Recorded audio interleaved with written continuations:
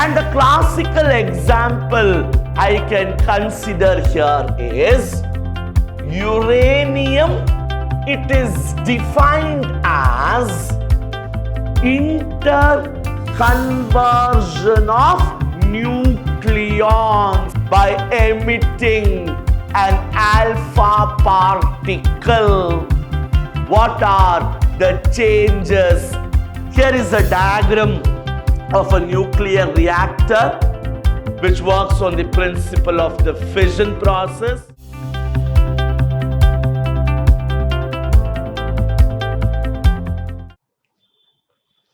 Hello students, we will wind up the chapter nuclei today by discussing critical topics like nuclear reactions and focusing our discussion to nuclear fusion, nuclear fission, the buildup of a nuclear reactor, and so on.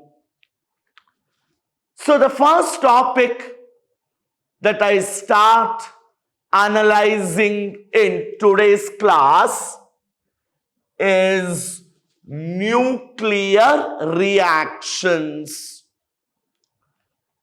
Now, what is this nuclear reaction?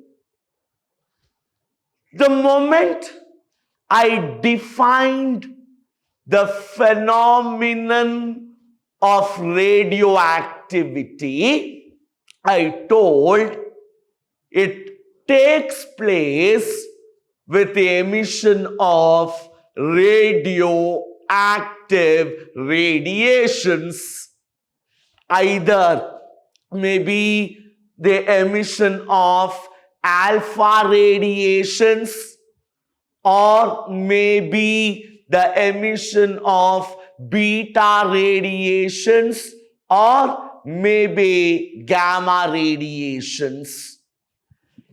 The entire process here is to understand the morphological changes, the inbuilt changes happening in a nuclei when it emits either an alpha particle, a beta particle, or a gamma particle.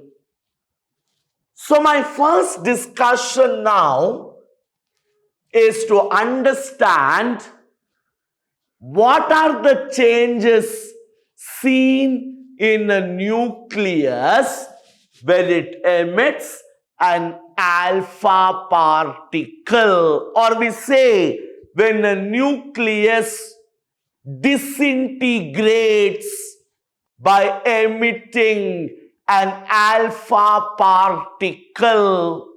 What are the changes happening in it? Now, I consider a nucleus XAZ,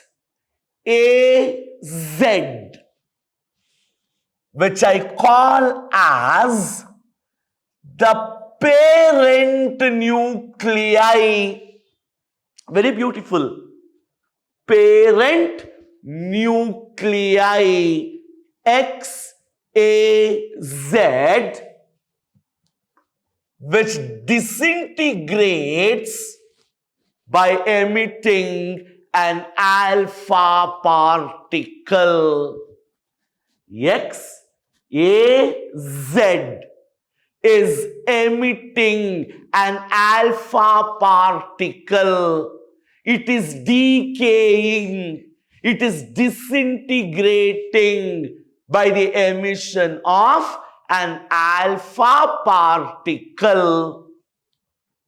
Y is the daughter nuclei formed. The new element formed is Y. Now, what are the changes that happens in Y, please to understand, whenever there is alpha decay, alpha disintegration exhibit ಆದರೆ mass number reduces by 4 units.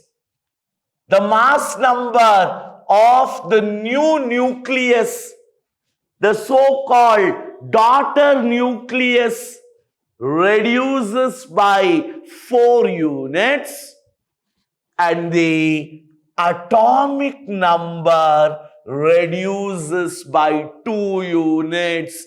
Please to understand, this is a characteristic of alpha emission, where the mass number of the daughter nucleus reduces by 4 units. A is the mass number of the parent nuclei. It undergoes alpha decay, alpha disintegration. Y is the daughter nuclei. Mass number is A minus 4 and atomic number is Z minus 2. So mass number reduces by 4 units and atomic number reduces by 2 units. Together here, a helium nucleus is emitted, because we know an alpha particle is nothing but a helium nucleus. And the classical example I can consider here is uranium-238-92. Uranium-238-92. Mass number is 238. Atomic number is 92. It is emitting alpha particle. Which is the new element formed? It is thorium. Mass number of thorium has to reduce by 4 units, 234. Atomic number has to reduce by 2 units, 90. And we see a new element formed, which is helium. So this is the change happening in the nuclei after alpha decay.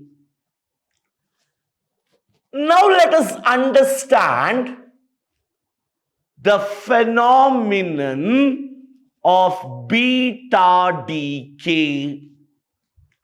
What happens to the nuclei once a beta particle is emitted? Again,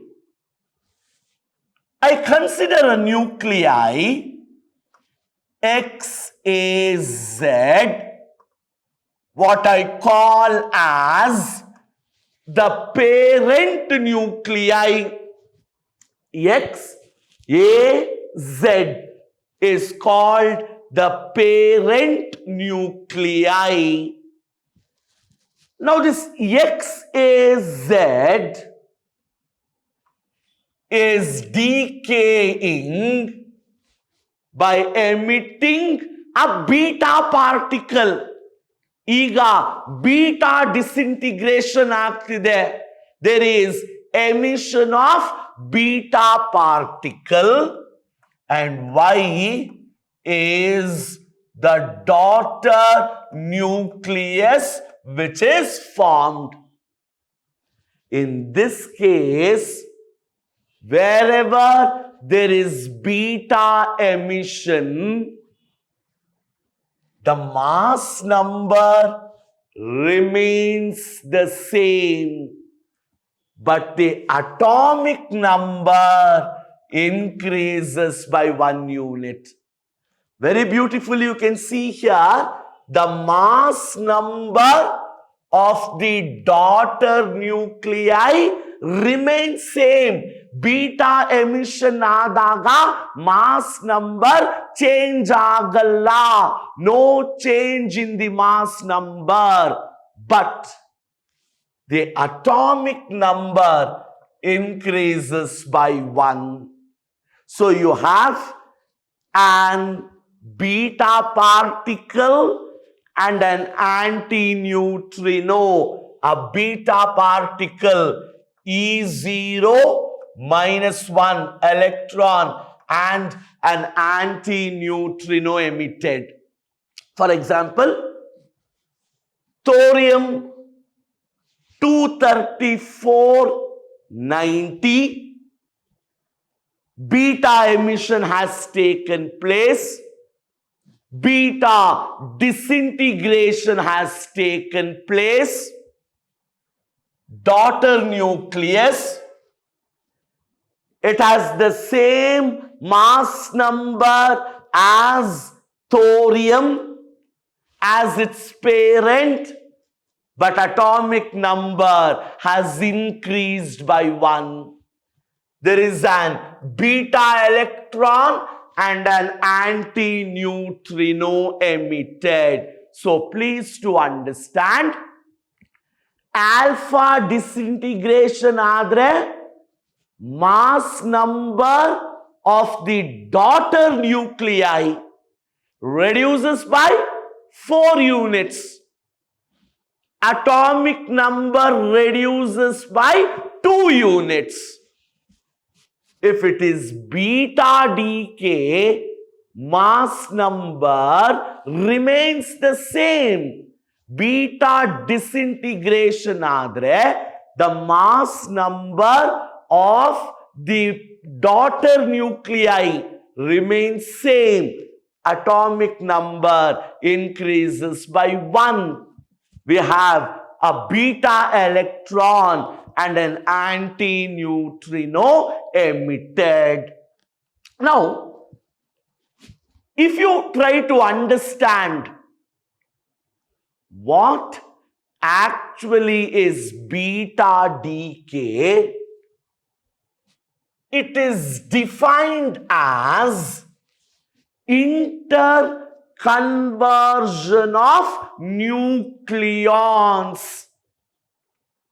My dear students, please to understand, beta decay is defined as interconversion of nucleons, which means it is a process where a proton gets converted into a neutron and a neutron gets converted into a proton under certain mechanism.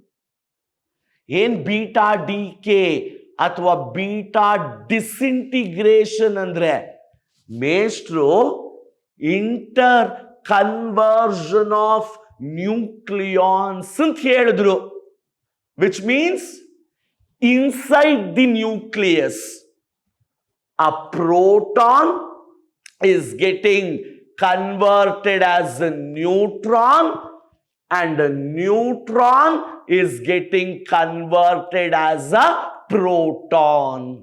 Now, in a nucleus, when a neutron is converted into a proton, please to observe this reaction. 1 mark ge yavaglu idan keltare. I am highlighting this reaction.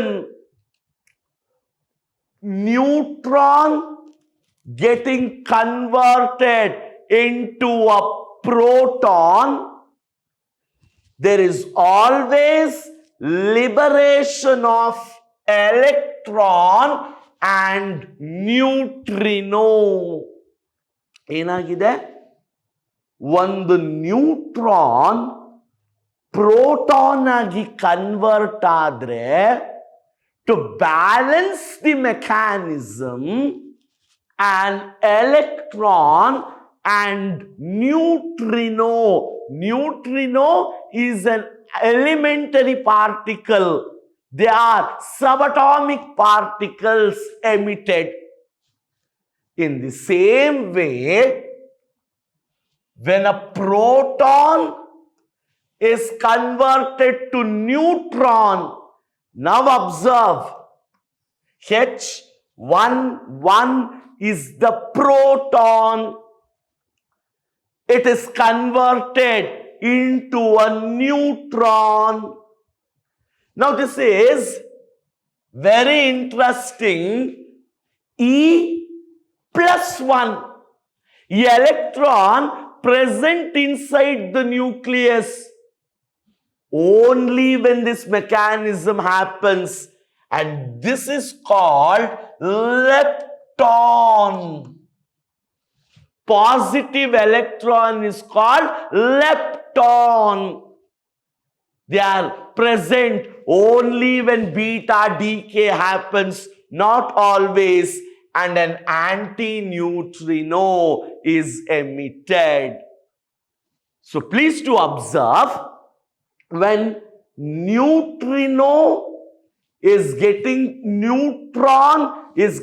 converted to proton, electron and neutrino are emitted.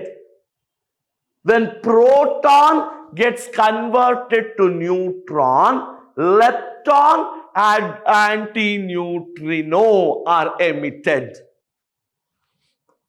Gamma decay. Gamma rays or gamma radiations are neutral in charge.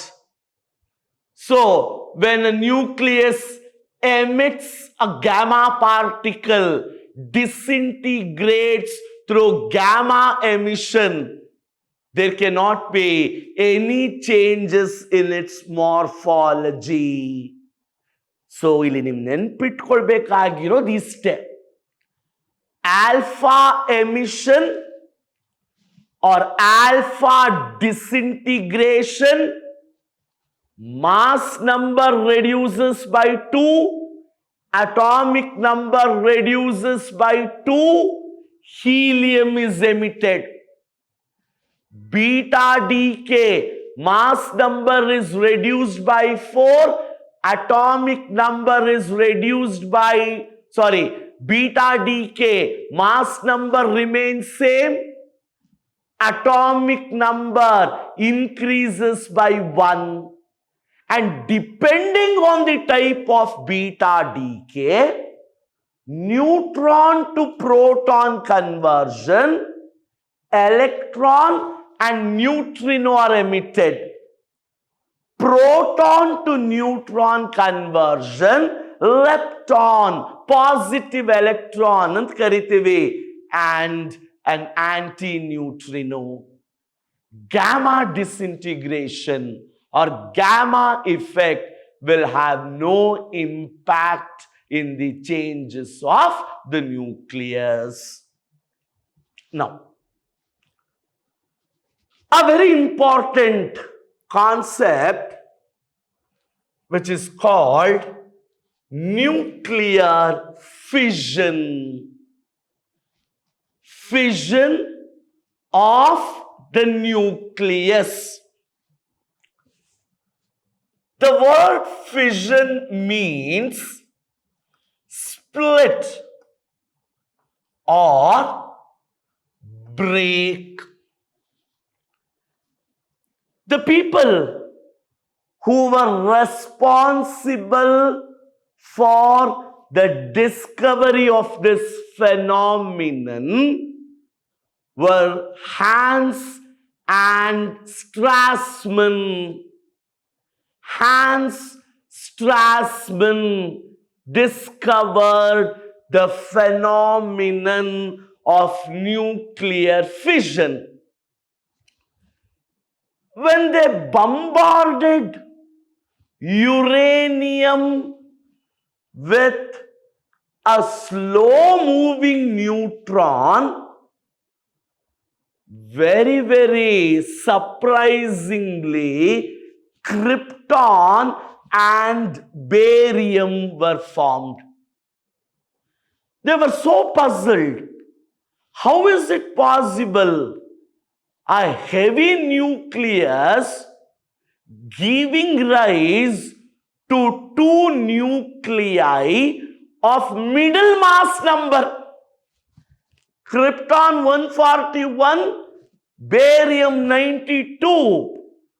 Two elements formed by the disintegration of uranium-235, and they named the phenomenon as nuclear fission. They told the phenomenon of the splitting of the nucleus, breaking up of the nucleus of a heavy element. The nucleus of a heavy element breaks into two lighter nuclei, splits into two lighter nuclei of comparable masses. Heavy nucleus is breaking into two lighter nuclei. Heavy nucleus splits into two nuclei of lighter mass with the emission of large amount of energy, very, very large amount of energy, and that is what is called nuclear fission. A heavy element is split, is broken into two lighter nuclei with the emission of large amount of energy. For example, when uranium-235 is bombarded with a slow-moving neutron, the slow-moving neutron is called thermal neutron.